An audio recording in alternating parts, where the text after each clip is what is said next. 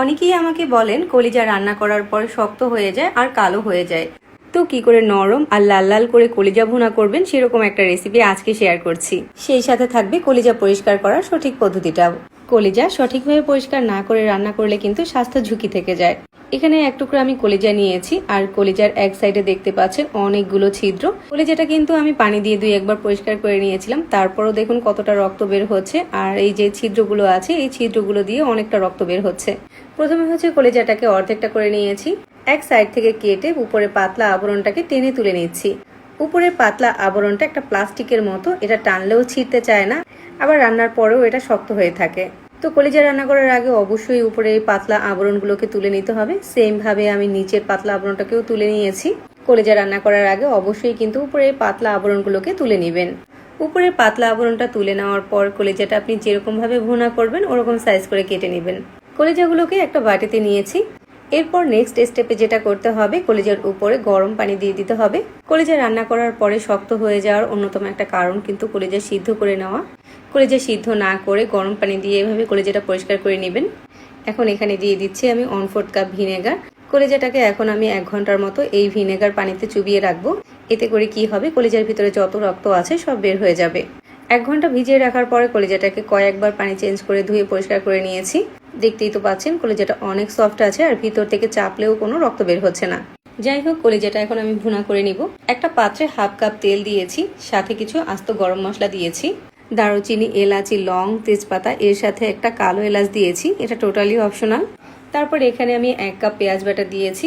আজকে রান্নাতে পেঁয়াজ কুচি না, আমি পেঁয়াজ বাটাটা ব্যবহার করছি। এখন এই তেলের সাথে পেঁয়াজ বাটাটাকে ভালো করে ভেজে নিতে হবে। আর ভাজার পরে পরিষ্কার করে রাখা কলিজাটাকে দিয়ে দিচ্ছি। ভিনেগার পানিতে কলিজাটা ভিজিয়ে রাখার কারণে কলিজাটা কিন্তু অনেক সুন্দরভাবে পরিষ্কার হয়েছে। এবার এই পেঁয়াজ বাটার সাথে কলিজাটাকেও ভেজে নিতে হবে, এতে করে স্বাদটাও ভালো আসবে। একদম ভাজা ভাজা হয়ে যাওয়ার পরেই কিন্তু আদা আর রসুনটা দিতে হবে। 1 টেবিল চামচ করে আদা আর রসুন বাটা দিয়ে দিয়েছি। 1 চামচ করে এখানে জিরার গুঁড়া আর ধনিয়ার গুঁড়া দিয়েছি।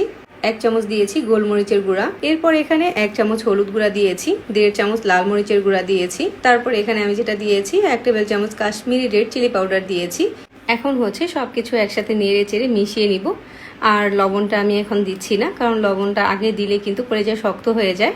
তো এখন আমি এখানে 2টা টমেটো পেস্ট দিয়ে দিচ্ছি।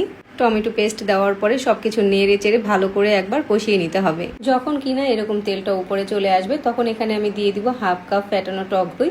টক দইটা দেওয়ার সময় চুলার আঁচটাকে লো করে দিবেন, না হয় কিন্তু ছড়া কেটে যাবে। এখন নেড়ে চেড়ে ঢেকে দিচ্ছি। ঢেকে দিলে দই থেকে অনেকটা পানি বের হবে আর ওই পানিটা দিয়েই কলিজাটা অনেকটাই সিদ্ধ হয়ে যাবে। কলিজাটা এখন পুরোপুরি সিদ্ধ করার জন্য জাস্ট 1/2 কাপের মতো একটু পানি দিয়ে দিচ্ছি। আর এই পানিটা দিয়েই কিন্তু কলিজাটা পুরোপুরি সিদ্ধ হয়ে যাবে। আর এখন হচ্ছে লবণ দিয়ে মিশিয়ে দিচ্ছি। আর এখন ঢেকে 10 মিনিটের মতো রান্না করব। ঢেকে রান্না করলে কলিজার ভিতরটা অনেক বেশি সফট থাকবে আর উপরটা একদম শক্ত হয়ে যাবে না। এখন এখানে গরম মশলার গুঁড়া দিয়ে দিচ্ছি। এটা ভাজা গরম মশলার গুঁড়া না, কাঁচা গরম মশলাগুলোকে জাস্ট গুঁড়ো করে নিয়েছি। এরপর কলিজা ভুনার সাথে কিছু কাঁচামরিচ কুচি দিয়ে দিচ্ছি। কাঁচামরিচটা দেওয়ার পরে চুলার আঁচটা একদম লো করে দিব, তাহলে তেলটা উপরে চলে আসবে। আর দেখতেই পাচ্ছেন কলিজা ভুনাটা কতটা লোভনীয় লাগছে। আর কলিজা ভুনার কালারটাও কিন্তু একদম ঠিক আছে। এই কলিজা ভুনাটা যে কোনো ধরনের রুটি, পরোটা, লুচি, সাদা ভাত, পোলাওয়ের সাথে পরিবেশন করতে পারেন। খেতে একদমই ভিন্ন স্বাদের হবে। আশা করছি আজকের রেসিপি ভালো লেগেছে। আসছে ঈদে এভাবে কলিজা ভুনাটা ট্রাই করে দেখতে পারেন।